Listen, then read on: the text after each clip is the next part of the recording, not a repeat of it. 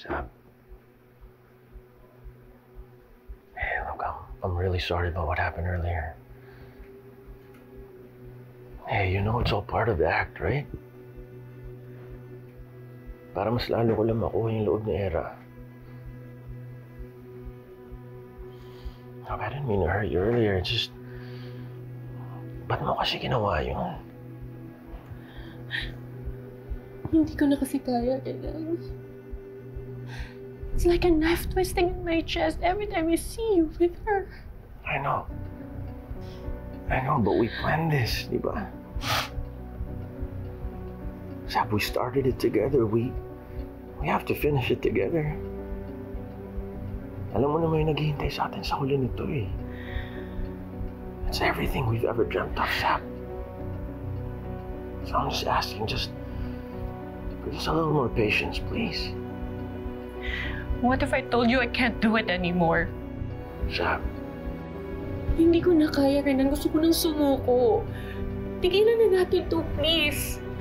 Lumayo na lang tayo. Magsimula na lang tayo ulit, please.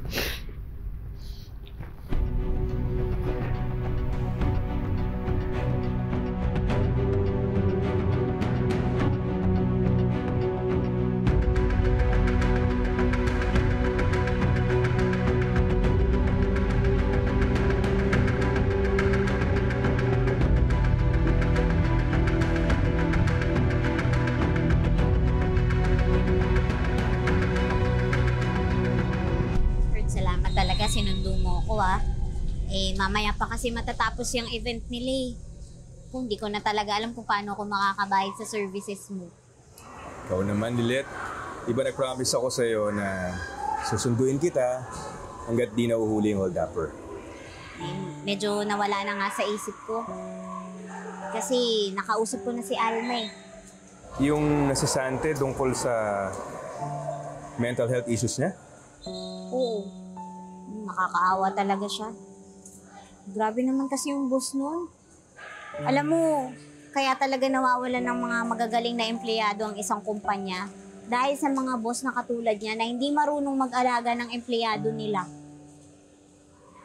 Alam mo, ang sarap mo siguro maging boss. Sana, boss na lang kita. Kung ako ang boss mo at ikaw ang empleyado ko, sigurado ako bubulihin mo pa rin ako. Hindi naman ako ganun sa'yo. Grabe ka.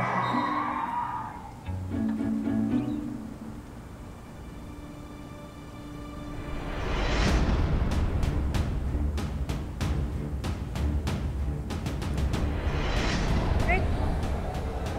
Ayun yung hold-upper. Hold-upper? Asan? Ayun o! Nahuli rin kita. Ha? Ano mo problema mo? Hindi siya yung hold-upper. Pasensya na ho Hindi po pala ikaw yung hinahanap namin. Pasensya na, Susunod sir. Pasensya na po. Kurt, sorry Munti ka pa mapahamak ng dahil sa akin. Okay lang yun, Lilit. Hayaan mo na yun. Baka masyado mo iniisip yung nangyari, Kaya akala mo yung lalaking hold-upper. Eh, hindi lang kasi mawala sa isip ko yung hold-upper eh. Kasi kung pakalat-kalat pa rin siya hanggang ngayon, hindi malabo na may mabiktima siyang iba. Sana mahuli na yung hold-upper na yun. Alam mo, mabuti pa manghingi na tayo ng update sa presinto.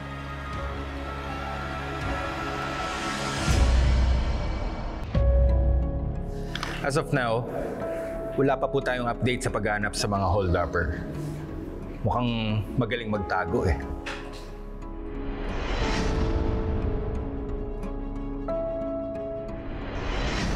Nag-reach out na po ba yung team niyo sa pawn shops or second-hand stores? The stolen items, especially the watch, could be crucial in tracking down the suspect's movements. Well, naabisuhan na namin ang mga establishments in the area na mag-report if there's any suspicious transaction na magmamatch sa description ng mga nawawalang gamit. If you need further assistance, pwede akong gumawa ng draft na affidavit of loss para sa mga nakuwang gamit, which you can disseminate to these establishments. It might take them more vigilant. Magandang idea na, attorney. Makikipag-coordinate kami sa'yo for that. At huwag kayong mag-alala. ginagawa naman namin lang lahat para mapabilis ang investigation at mahuli agad ang suspect. Sana talaga makakuha na tayo ng kahit na maliit na detalye para mahuli yung mga kontakto na yun.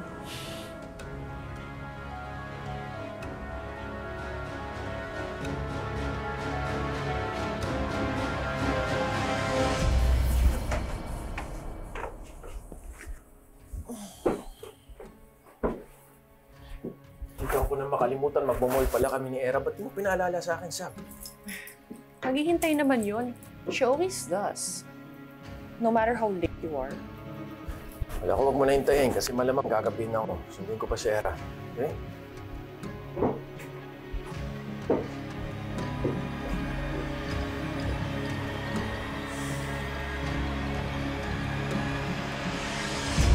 Narinig mo ba yung sinabi ni Chief kanina?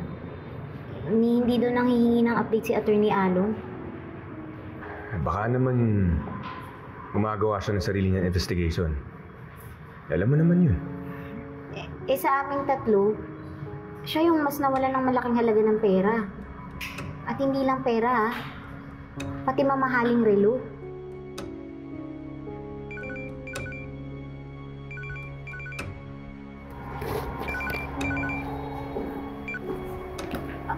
Hello, Trixie. Ate Lilet, nag-iaya si Dad na mag-mall tayo. Ay, di yun na tawagan kita. Game?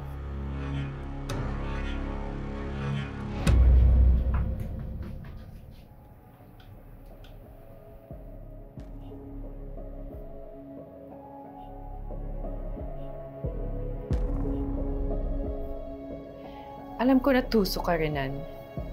Pagkatapos ng mga ginawa mo sa akin ngayon. It's only a matter of time bago mo ko itapon. Pero hindi ko nahihintay na mangyari yun. Bago mo kong tuluyang ilaglag, mag-iipon na ako ng bala laban sa'yo.